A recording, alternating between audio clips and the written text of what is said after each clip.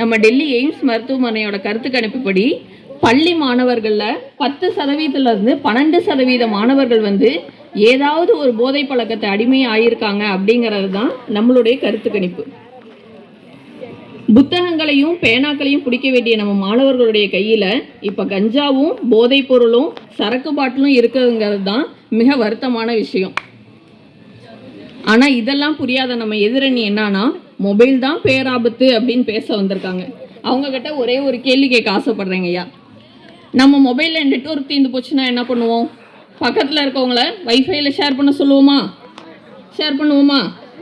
அதே தண்ணியை போட்டு நம்ம கிட்னி போயிடுச்சு, உன் ஃப்ரெண்டுக்கிட்ட போய் நீ தான் 2 கிட்னி வச்சிருக்கே எனக்கு ஒன்று ஷேர் பண்ணுப்பான்னு கேட்டால் தருவானா?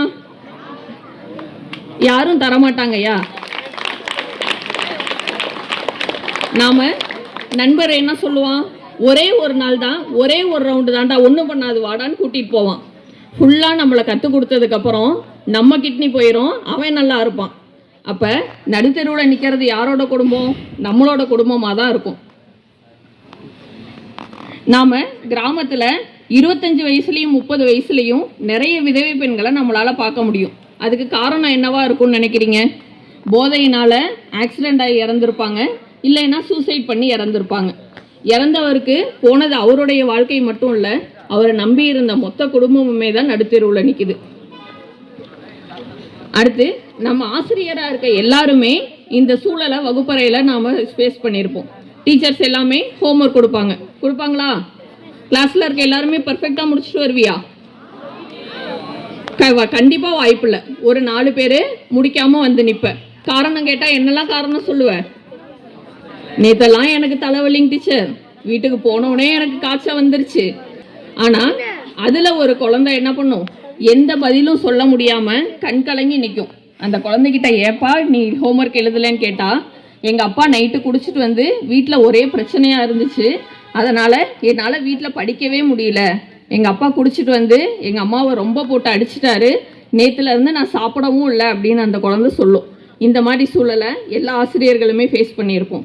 அப்போ அந்த குழந்தை எவ்வளவு மன உளைச்சலை சந்திச்சிருக்குங்கிறத நம்மளால் உணர முடியும். குடிகாரர்களாக இருக்கக்கூடிய வீட்டில் இருக்க பெண்கள் பாதி பேர் மனநோயாளிகளாக இருக்கிறாங்க. தன்னுடைய கஷ்டத்தை யாருக்கிட்டையுமே ஷேர் பண்ண முடியாமல் அவங்க மனநோயாளிகளாக வாழ்கிறாங்கங்கிறது தான் உண்மை.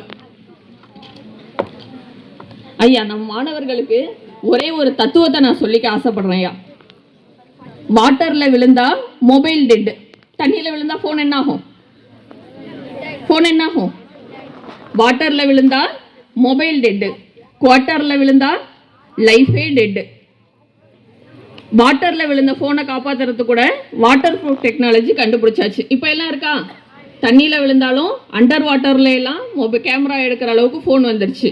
ஆனால் தண்ணி அடித்தவன் லிவர் டேமேஜ் ஆகாமல் இருக்க இது வரைக்கும் எந்த டெக்னாலஜியும் கண்டுபிடிக்கல. இது சிரிக்க வேண்டிய விஷயம் இல்லை, நாம் சிந்திச்சு பார்க்க வேண்டிய விஷயம். இதுக்கு உதாரணமாக எதை சொல்லலாம்னா, நம்ம பக்கத்து மாவட்டம் கல்லாங்குறிச்சிங்கிற ஊரில் ஒரு நடந்த சம்பவம். மெத்தனால் கலந்த விஷ சாராயத்தை குடிச்சதுனால ஒரே இரவில் 65 பேர் இறந்து போயிட்டாங்க. இறந்து போனது அந்த 65 பேர் இல்லை, அந்த ஒரே இரவில் அந்த ஊரில் இருக்க அத்தனை பேருமே அனாதை ஆயிட்டாங்கிறது தான் உண்மை. அப்போ ஒரு ஊரையே ஒட்டுமொத்தமாக அழிக்க முடியும் அப்படின்னா எதால் முடியும்னா போதையால் மட்டும்தான் முடியும்.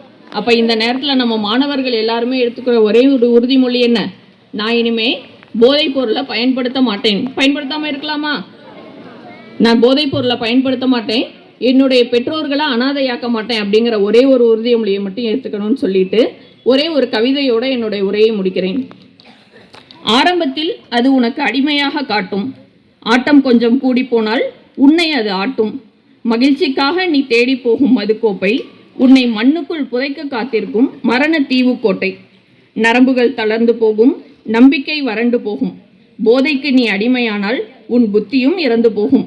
காகித பூவுக்கு வாசம் ஏது? போதை வாழ்வில் வெளிச்சம் ஏது? சிந்தித்து பார்த்தோளா, உன் சிரிப்பை விற்க துணிந்தது எது? போதை அரக்கனை வெட்டி வீழ்த்து, புதியதோர் சாதனையை நெஞ்சில் வளர்த்து, நாளை நமதென்று நடைபோடு, இந்த நாடே போற்றும்படி வாழ்ந்து காட்டு என்று கேட்டுக்கொண்டு, நாட்டின் எதிர்காலத்தையே கேள்விக்குறியாக்கும் போதையே நம் தமிழ் சமூகத்திற்கு தீங்கானது, என்ற நல்லதொரு தீர்ப்பை வழங்குமாறு நடுவரை கேட்டுக்கொண்டு வாய்ப்பிற்கு நன்றி கூறி விடைபெறுகிறேன். நன்றி.